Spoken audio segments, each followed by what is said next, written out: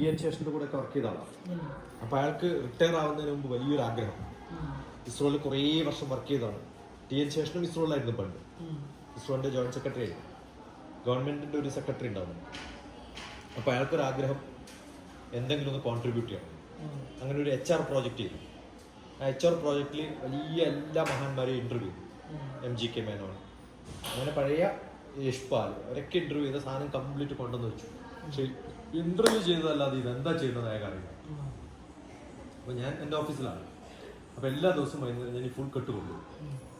രാത്രി ഫുൾ ഇരുന്ന് വായിച്ച് അതിനകത്തൊരു കൺക്ലൂഡിങ് ആയിട്ടുള്ള ഒരു സ്റ്റേറ്റ്മെൻ്റ് ആക്കിയിട്ട് പിറ്റേ ദിവസം കൊണ്ടുപോകും. അങ്ങനെ റിഫൈൻ ചെയ്തപ്പോൾ എല്ലാവരുടെയും ആഗ്രഹം ഇസ്രോനെ കുറിച്ച് പഠിപ്പിക്കുന്ന ഒരു ഇൻസ്റ്റിറ്റ്യൂട്ട് നമുക്കില്ല, അത് വേണമെന്ന്.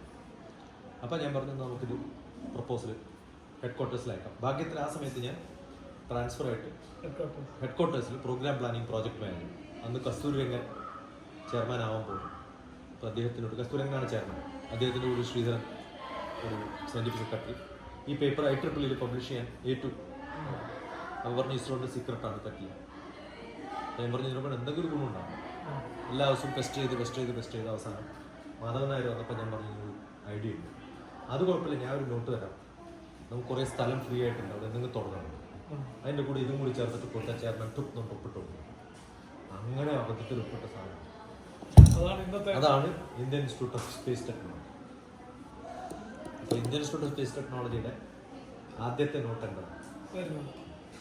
പിന്നെ സാങ്ഷനായി, പൈസ സാങ്ഷനായി, മാധവൻ നായരുടെ ചെയർമാനായി, പിന്നെ സുരേഷ് ചെയർമാനായി. ഞാൻ വന്നിട്ടില്ല 2 വർഷം. ഞാൻ പറഞ്ഞില്ലേ +1